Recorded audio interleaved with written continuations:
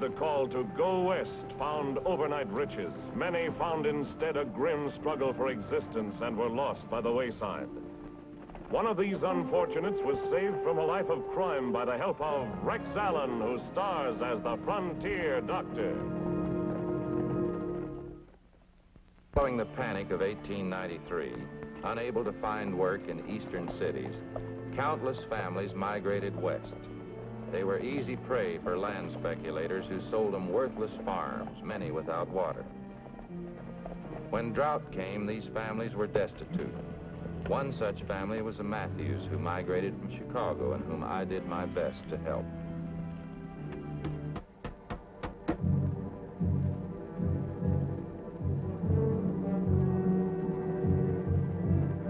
What are you doing? Leave it there. I said leave it there.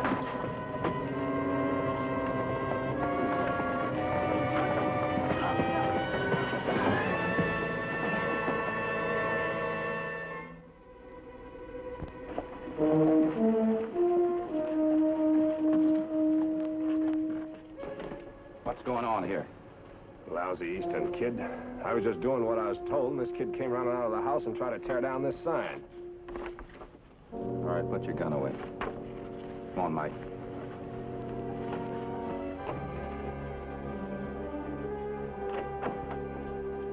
I saw the fight. Why was he putting up that sign? I'll kill anyone who tries to kick us out while Mama's sick.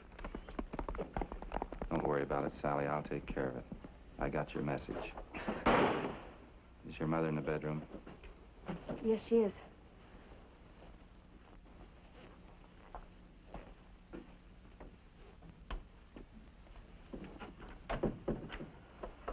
Hello, Mother Matthews. How are you? Oh, I'm just fine, thank you. Oh, it's the doctor. Oh, I'm just fine. She had trouble focusing and recognizing me just then. Does she have the same problem with everybody else? Yes, Doctor. Still complaining about those severe headaches? Yes, she is. Pulse rate's very rapid.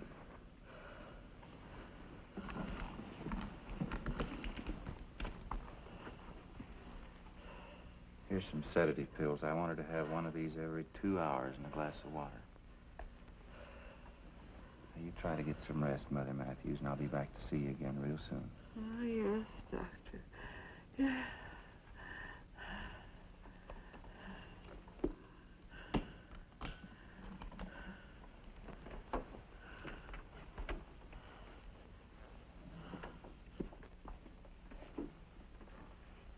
I'm afraid I have bad news for you.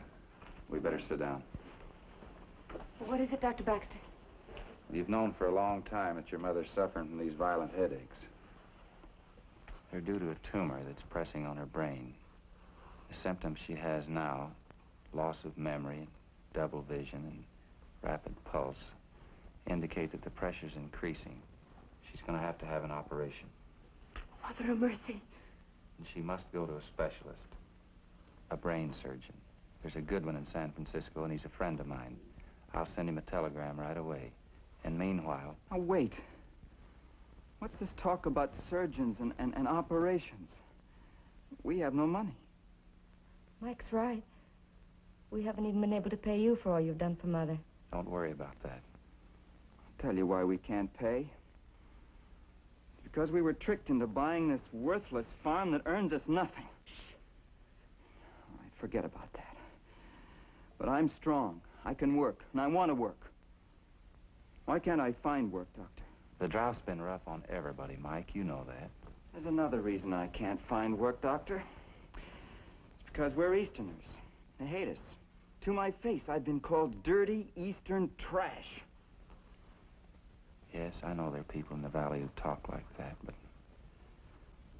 time will change their minds, Mike. How much time, Doctor? Mike, please.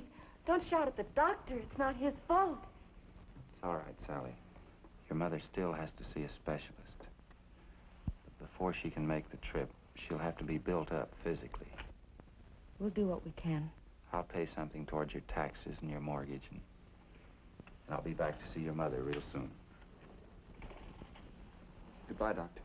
Goodbye. And thank you. And try not to worry.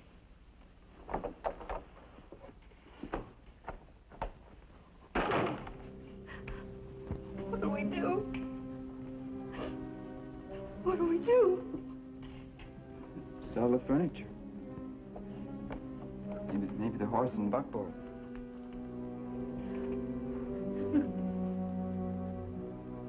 It's money.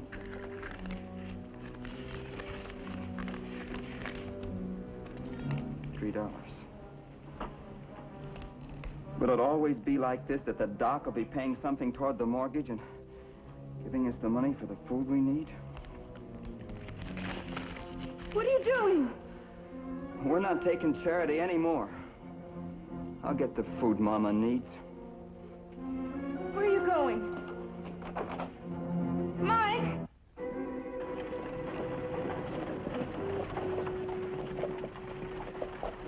Well, Doc, what you doing out here? No sick folks in these parts? You spare a minute, Cleet? Why, sure. What's the trouble? The young fella in town I'd sort of like to help out. His father died about a year ago, and his mother's pretty sick. Thought maybe you might be able to use him here on the ranch. What's his name? Name's Mike. Mike Matthews. One of those eastern nesters, huh? Sorry, Doc, it's not my policy to hire him. Not that I've got anything personal against him, you understand? I see. I'm in kind of a spot myself on account of the drought. Had to lay off a few of my regular hands. You didn't let me finish, Cleet. What I meant was for you to hire the boy and for me to pay his salary. Is that a deal? You pay his salary? Why, how can I lose? Sure, it's a deal. There's just one thing I want understood, Cleet. I don't want the boy to know I'm paying his salary. All right with me. Thanks a lot, Cleet. Guess I'm the one should thank you, Doc, getting me an extra ranch hand for nothing. So long. So long. Get up, Jude.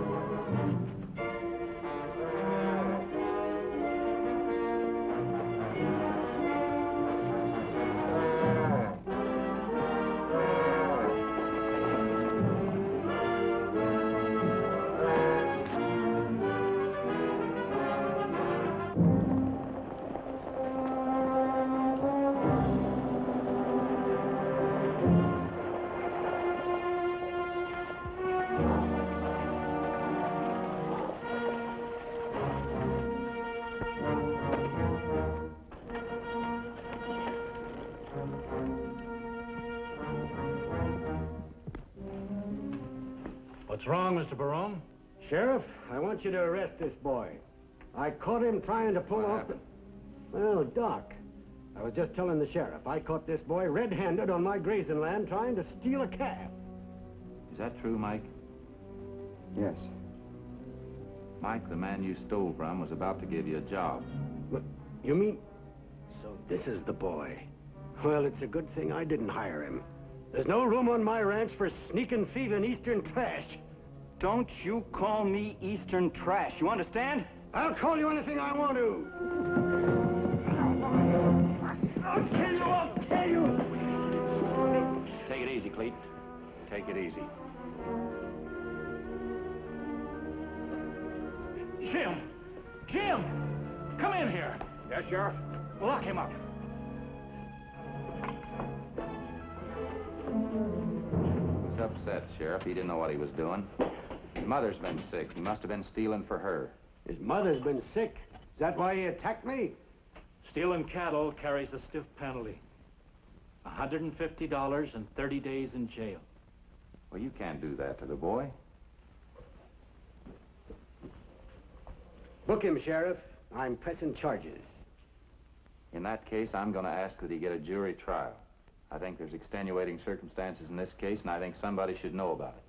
How soon can the case come to trial? Well, there's a circuit court meeting over in Elkton. If it's agreeable to you gentlemen, I'll put him on the docket tomorrow. Suits me fine. How about you, Doc? I'll be there. All right, I'll have the boy taken to Elkton the first thing in the morning.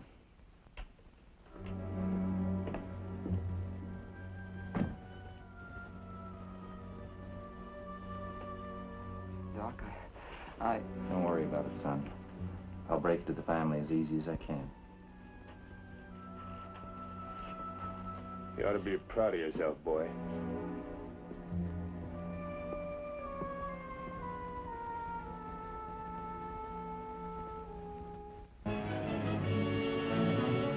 Early the next morning, Mike left the jail for the trip to Elkton. Tell you what, I'll make you a bet. I'll bet you get the full sentence for stealing. That's a $150 fine and 30 days in jail. No. That ain't all. He'll get you for assault and battery charge, too. For beating up on Cleet. That's another $300 fine and 60 days in jail. But the doctor will explain my mother's sick. She needs me at home. I won't cut no ice with this here judge. You know what he'll say? Same as I would. Should have thought of that before you stole. You're a murderer, Mike. Just as sure as you're sitting there, you're going to be convicted. Your mother won't be able to stand that. Sick as she is, she'll die. Yeah, you're a murderer.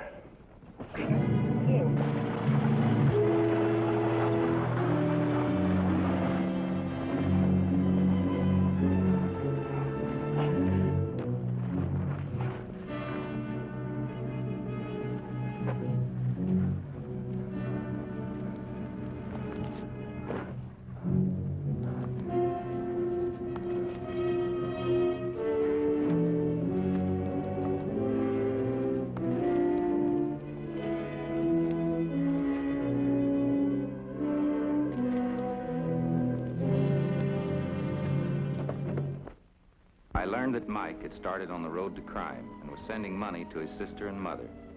Take it, Doctor, and give it back to the people Mike stole it from. I'll do my best, Sally. How does he get the money to you? I see him occasionally. Then you know where he is? Sometimes. Sometimes not. She's in bad shape, Sally. She must have that operation, but she's too weak. She's not even trying. Yes, I know, Doctor. The food I brought for her. She won't eat. She doesn't care. Since she found out that Mike's a bandit, she says she doesn't want to live. And my hands are tied. Take care of her, Sally, and if she gets any worse, send for me. I'll go directly home after I deliver this money to the sheriff. In the meantime, try to get her to change her mind.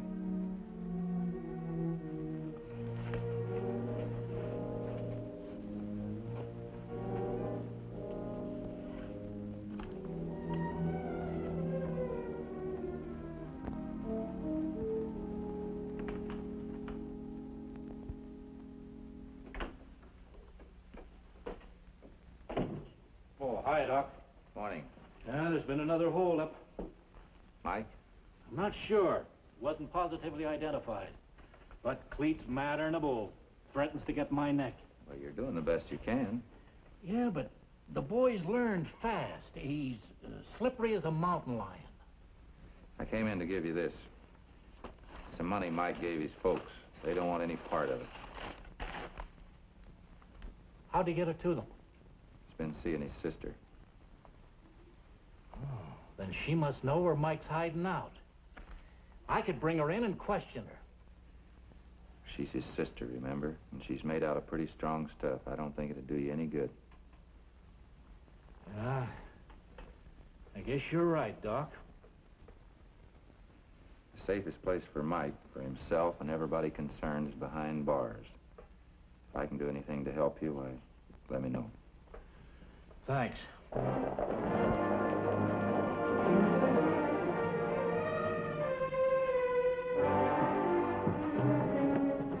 Still talking it up for that lousy Eastern boy, Doc? I only want to see justice done, Clete. Exactly what we're going to tell the sheriff, right, men?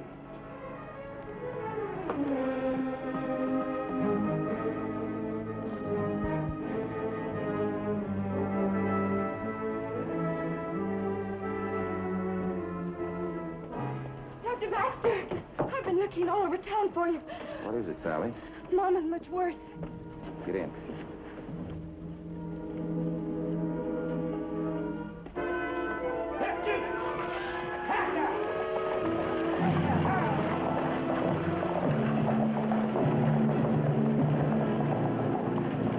While Mother Matthews' life ebbed away, a stormy argument was nearing its end in the sheriff's office.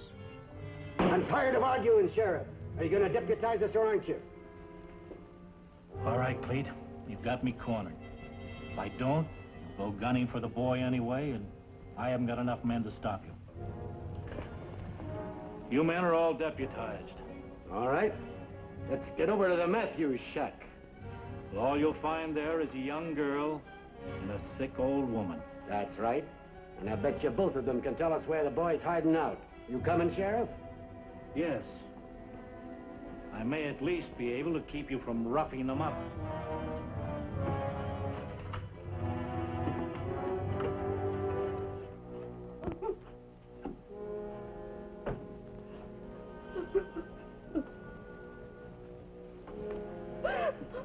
Oh. Have courage, my daughter. I'll make the funeral arrangements, Doctor. Thank you, Father.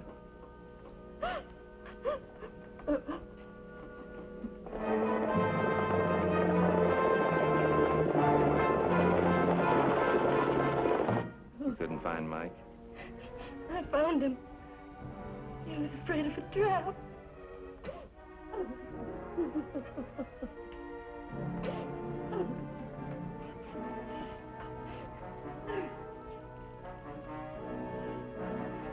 Mike, don't go in there.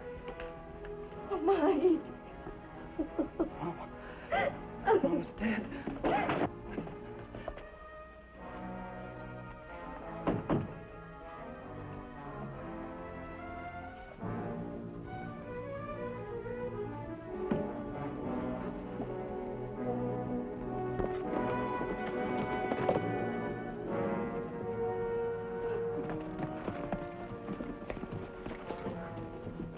Found Mike's horse staked out in the woods. He's around here and we're going to get him. His mother just passed away. Give him a few minutes alone with her. Give him time to figure out how to blast his way out past us, not in your life. Wait a minute, let me talk to him. Maybe I can convince him to give himself up. Give the doctor a chance. All right. Sheriff, take some men and surround the house. Jim, Ed, come with me.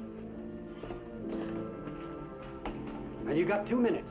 If he's not out then, we're coming in shooting.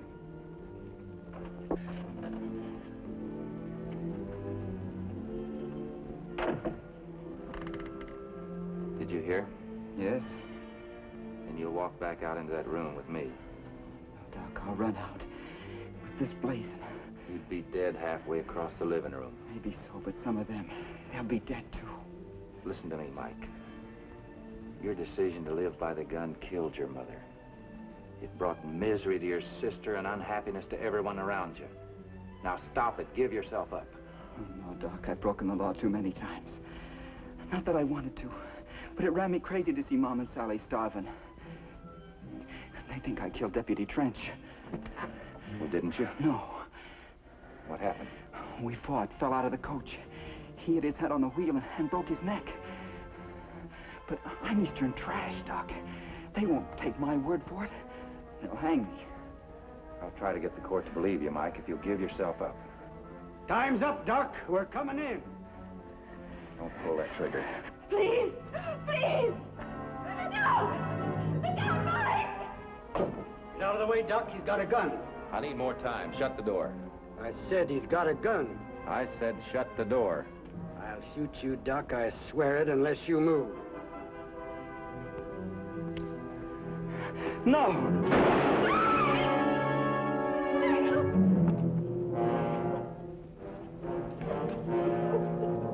You've done your work, Clete. Now get out of here. You get the medical bag, Sheriff? Yeah, sure, Doc.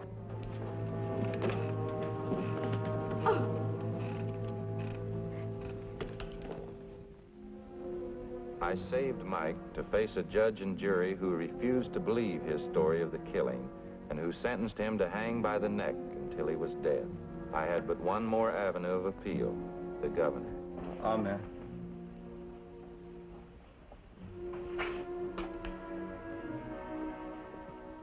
Is that all, my son? Yes, Father. The killing of the deputy. You still say it was accidental. Tell me the truth, Mike, so that I may grant you absolution. What you say is between you and God. I cannot break the secrecy of the confessional. Is the doctor the only one who believes me? It was accidental. I believe you. I was wrong to become a bandit, Father. I know that now, but tell me, why couldn't I find work? Why were we so poor that I had to steal food from my mother? Why was I always called a nester and dirty Eastern trash? At the trial, why wouldn't they believe me? If I knew some of the answers, maybe I could die a little more happy. If there were answers, maybe I wouldn't have to go to the gallows. There is but one answer to all your questions, Mike. Trust in the wisdom of God.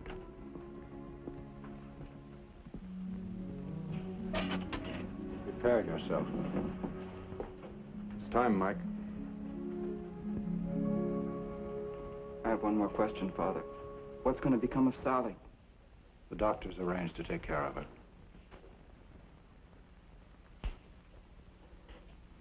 I'm ready, Warden. So young. So very young. I know.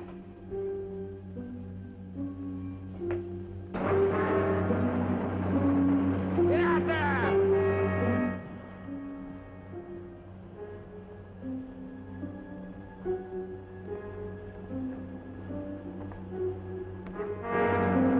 Get down!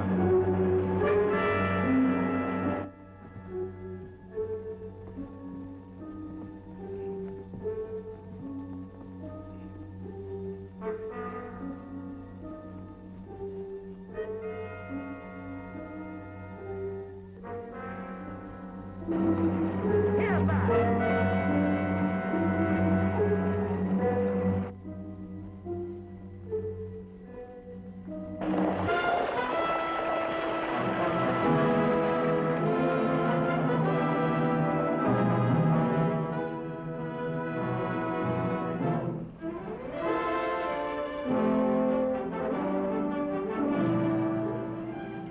Read this, Warden.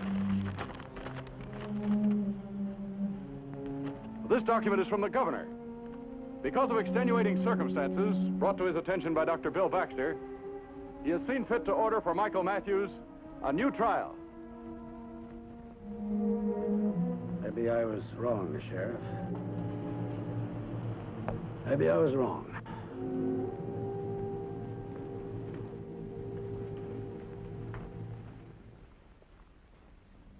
It was a different story at the second trial. Mike was exonerated of murder but pleaded guilty to his other lawless acts.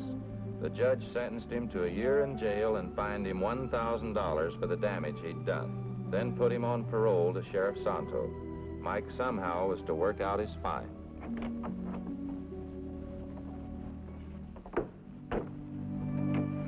Packing? Yes. You see, I thought that I would stand a better chance of getting work back east so that I could help Mike pay his fine. That the only reason, Sally? Yes. You know, the West belongs to you as much as anyone.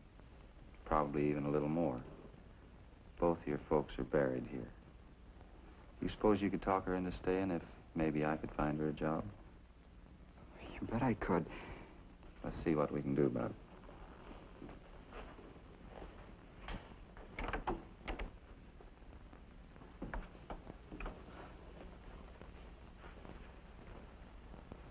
Mike, I've been doing a lot of thinking since your second trial. That one proved I was all wrong. Now, I'd like to try and make it up to you. You can't leave here because you're on parole. But you can put your time to use by building up your farm. I'd like to stake you to a few head of cattle for a starter. You can pay me back later. Sally, how about coming over and cooking for my ranch hands? Won't pay much, but enough to get by on. And it means you can stay here together. How about it, Sally?